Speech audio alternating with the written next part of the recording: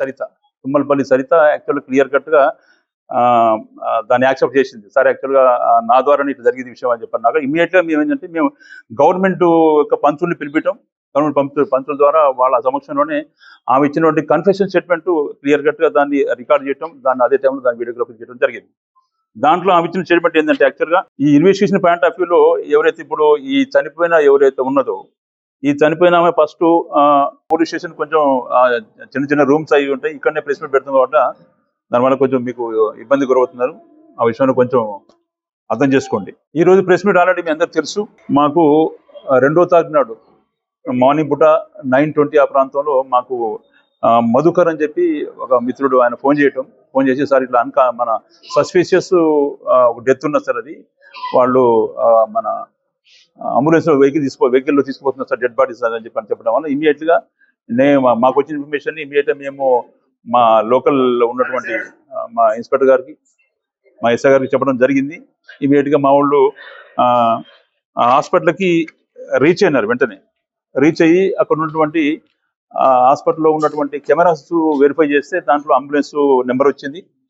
Ambulance ద్వారా వాళ్ళు ఎవరైతే మాకు ఇన్ఫర్మేషన్ ఇచ్చిండో మళ్ళీ ఆయన ఫోన్ చేసేసి ఆ కన్సల్ట్ ఎవరైతే ఉన్నాడో ఎవరైతే సస్పెక్ట్ చేసుకుంటో తీసుకుపోతారో ఆయన ఫోన్ నెంబర్ తీసుకొని వాళ్ళకి ఆ ఫోన్లో మన కంటిన్యూగా మాట్లాడుతూ ఉంటే లాస్ట్కు ఆమన్గల్లు పాస్ అవుతున్నప్పుడు ఆయన లైన్లోకి వచ్చినాడు. ఎవరైతే ఇప్పుడు మాకు మన లిస్ట్లో ఉన్నటువంటి వినయ్ కుమార్, ఇది A2 ఎవరైతే ఉన్నాడో అంటే ఎవరైతే చనిపోయిందో లేడీ, ఆ లేడీ వాళ్ళ హస్బెండ్ ఆయన ఇప్పుడు లైన్లోకి వచ్చినాడు. ఇంటిమేషన్ బాడీ తీసుకోవడం అది నేరం కాబట్టి ఖచ్చితంగా దాన్ని మీరు వాపసు తీసుకురావాలని చెప్పంటే దాన్ని బేస్ చేసుకొని ఆయన మళ్ళీ ఆమన్గల్ దాకా పోయినటువంటి అంబులెన్స్ని మళ్ళీ వెనక్కి తీసుకొని వచ్చేసి మళ్ళీ మార్చిలో ఉస్మానియా మార్చిలోకి షిఫ్ట్ చేయడం, బాడీ అక్కడ షిఫ్ట్ చేయడం అక్కడ పెట్టడం జరిగింది.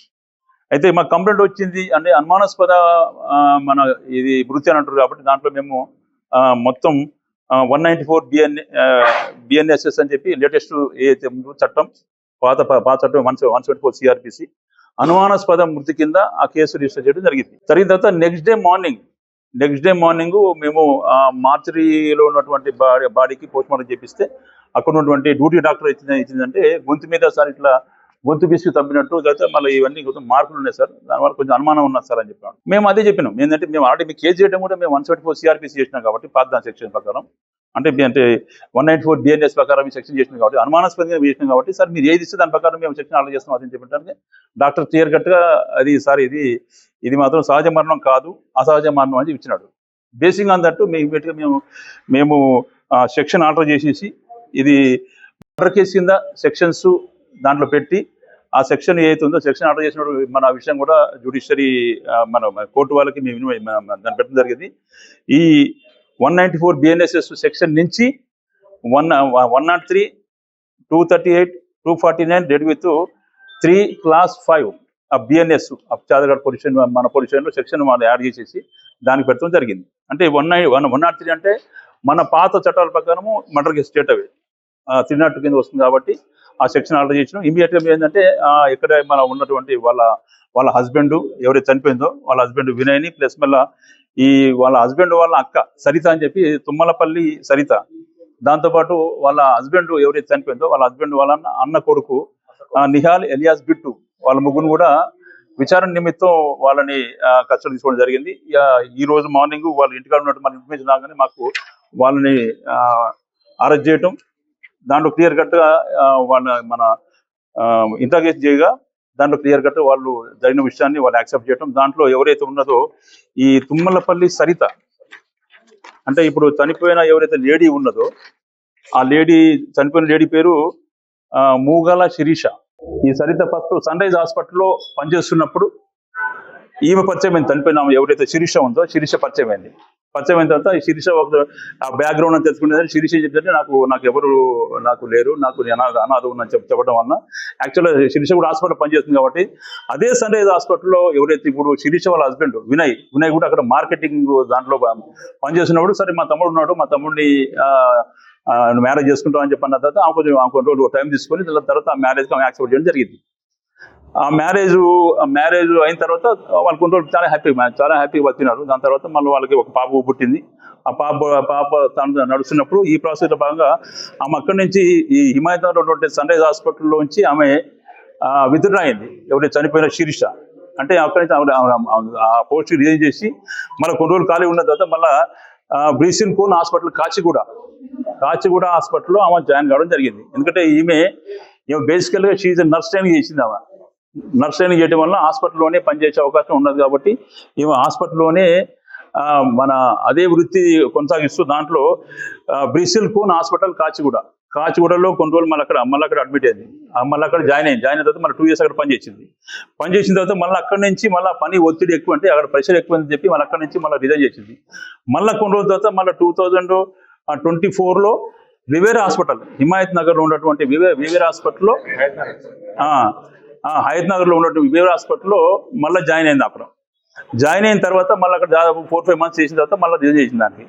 అయితే ఇప్పుడు ఎవరైతే ఈ సరిత ఉన్నదో ఎవరైతే ఇప్పుడు ఈ అమ్మాయిని ఇప్పుడు చంపిందో ఈ సరిత ఏమంటుందంటే అదే విషయంలో ఇద్దరి మధ్య రప్చర్ అయింది. ఇప్పుడు 1-3-2025 నైట్ 23:40 నైట్ 20:40 అవర్స్లో ఈ A1 ఎవరైతే సరిత కాను ఈ చనిపోయిన లేడీకి అక్కడ రప్చర్ అయింది. రప్చర్ ఎందుకు ఏంటంటే నువ్వు మాటికి నువ్వు అక్కడ జాబ్ చేస్తావు ఇక్కడ జాబ్ చేస్తావు నేను రిజైన్ చేస్తాను, మరి ఏంది కారణం ఏంటి అంటే నీకు ఒక స్టెబిలిటీ ఉండదా అని చెప్పని అన్నప్పుడు ఆ మాట మీద ఇద్దరి మధ్యన బాగా రప్చర్ అయింది. రప్చర్ అయినప్పుడు నీ చరిత్ర నా తెలుసు అని చెప్పినా కానీ ఆమె ఉంటుంది నీ చరిత్ర నా తెలుసు, నీ బ్యాక్గ్రౌండ్ మొత్తం నా తెలుసు అని చెప్పి ఎవరైతే చనిపోయిన అమ్మాయి ఎవరైతే చంపిందో సరిత మీ హస్బెండ్ ఇక్కడ లేడు, అంటే ఈ సరిత వాళ్ళ హస్బెండ్ ఒమాన్లో ఉంటాడు.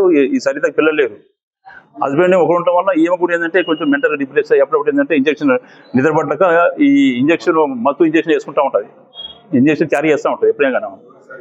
కాబట్టి నీ చరిత్ర మొత్తం నా తెలుసు ఎవరు ఉంటున్నావు అని చెప్పి అన్నప్పుడు ఇక కొంచెం బాగా రప్చర్ అయిన తర్వాత సరే ఇక అప్పుడు ఆమె ఏంటంటే ఆమెను కొడతాం, చంప మీద గట్టి కొడతాం, గొంతు పెట్టి ఆ గొంతు మీద గట్టి ఇట్లా వచ్చిన తర్వాత ఇక అయిపోయిన తర్వాత మళ్ళీ ఆమె గట్టి తోసేసిన తర్వాత కింద పడిన తర్వాత ఇక మళ్ళీ ఎవరు వాళ్ళు వెళ్ళిపోయిన తర్వాత మళ్ళీ వచ్చి మళ్ళీ సారీ చెప్పిన తర్వాత మళ్ళీ ఏంటంటే ఇక ఇద్దరు అయిన తర్వాత రేపు నెక్స్ట్ డే మార్నింగ్ మారుతాం నీ సంగతి చెప్తా అని చెప్పి అన్న తర్వాత ఎవరి రూమ్లో వాళ్ళు వెళ్ళిపోయిన తర్వాత ఎవరైతే చనిపోయిందో శిరీష అక్కడ నాకు కొంచెం అనీజ్ అనిపిస్తుంది, నాకు నిద్రపడతలేదు, తనలోకి వస్తుంది అది చెప్పంటే ఈమె దగ్గర ఎప్పుడు ఈమె క్యారీ చేస్తుంటుంది కదా మెడాజోలం ఇంజక్షన్, మత్తు ఏదైతే ఇంజక్షన్ ఉందో ఆ మత్తు ఇచ్చేసిన అంటే నీ దగ్గర అప్పుడప్పుడు ఉంటుంది కదా నాకు నిద్రపడతలేక నాకు అది ఇయ్యక అని చెప్పి అంటే ఈమె అప్పుడు యాక్చువల్లీ అది కొంచెం వాటర్లో కలిపి దాని ద్వారా ఇవ్వాలి. ఈమె ఆల్రెడీ మనసులో పెట్టుకుంది అంటే నా గురించి మొత్తం రేపు పొద్దున నెక్స్ట్ డే మార్నింగ్ అందరూ చెప్తా ఉంటుంది కాబట్టి ఖచ్చితంగా నా హస్బెండ్కి ఇవన్నీ తెలిసే అవకాశం ఉంటుంది కాబట్టి ఖచ్చితంగా ఇవన్నీ తీసేయాలని ఉద్దేశంతోనే ఆమె ఐ డోసు 5cc అంటే ఐ డోస్ ఉంటుంది, అది డైరెక్ట్గా ఆమెకి అది ఇంజెక్ట్ చేయడం జరిగింది. ఇంజెక్ట్ చేసిన తర్వాత ఆటోమేటిక్ ఏంటంటే అది హై డోస్ కాబట్టి ఆ మత్తులోకి వెళ్ళిపోయిన తర్వాత ఈమె ఆల్రెడీ మనసులో ఉండేది ఎట్టి పనులు నెక్స్ట్ మార్నింగ్ నా ఫ్యామిలీ అంతా రప్చర్ అయితే తీసుకొని ఆమె మత్తులో ఉన్నప్పుడు ఈమె పోయి ఏంటంటే ఆ పిల్లోకి ఇల్లు పెట్టి పొత్తేసింది. ఆ మత్తులోనే ఆమె చనిపోవడం జరిగింది. ఆ పిల్లో పెట్టి గట్టిగా ఊపిరాడకుండా చేయడం వల్ల శ్వాస ఆగిపోయిన తర్వాత అసలు ఆ విషయం ఏంటంటే ఎప్పటిలాగానే మళ్ళీ బెడ్ మీద పడుకున్నట్టు అట్లా చేసేసి బెడ్ అది కప్పేసిన తర్వాత ఆ ముందు రూమ్ లో ఏమంటే ఉన్నటువంటి వినయ్ కుమార్ ప్లస్ మళ్ళీ ఎవరైతే అది యాక్చువల్ ఏంటంటే ఇప్పుడు ఎవరైతే మధుకర్ ఉన్నాడు వాళ్ళ మేనమామకి అది ఆ పాయింట్ ఆఫ్ వ్యూలోనే స్టేట్మెంట్ రికార్డ్ చేయడం జరిగింది. లేలే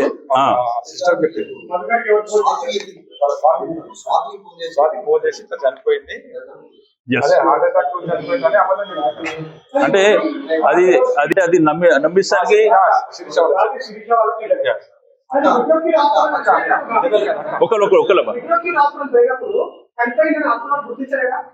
అయితే వాళ్ళ హాస్పిటల్ పోవడం వాళ్ళ వెంబడే వాళ్ళు ఆల్రెడీ చనిపోయిందంటే తీసుకెళ్ళిపోయిన చెప్పినారు. అంటే హాస్పిటల్ మాకు ఫోన్ చేయటమా, మరి అది కూడా మాకు రాలేదు.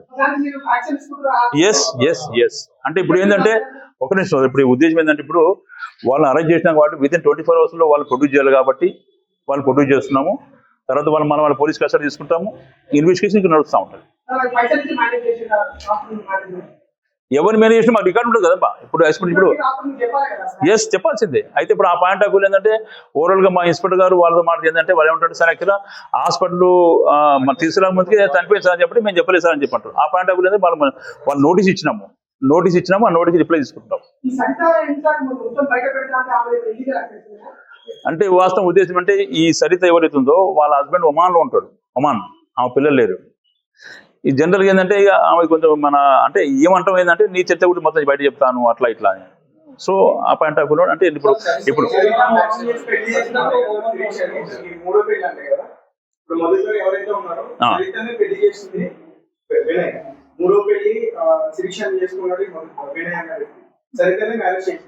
రైట్.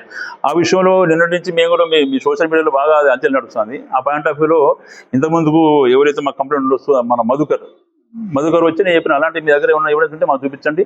ఇంకోటి ఏంటంటే పోలీస్ ఇన్వెస్టిగేషన్ పాయింట్ ఆఫ్ వ్యూలో అథెంటిక్గా మేము చెప్పాలంటే కంపల్సరీ రికార్డింగ్ ఉంటేనే చెప్తాం మేము.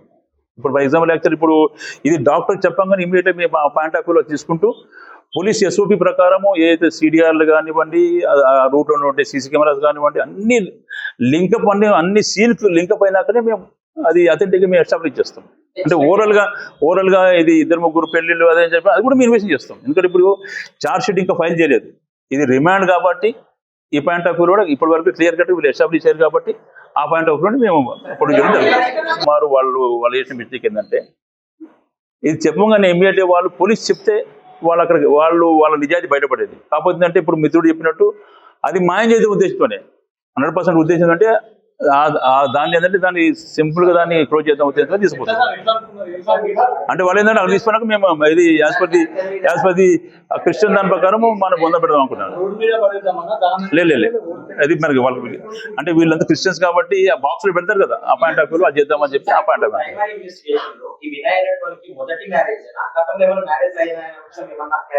ఇప్పటి వరకు యాక్చువల్ ఏంటంటే మేము ఇవాళ మార్నింగ్ వాళ్ళని మన కష్టం తీసుకున్నాం కాబట్టి ఆ పాయింట్ ఆఫ్ వ్యూ ఇన్వెస్టిగేషన్ నడుస్తుంది.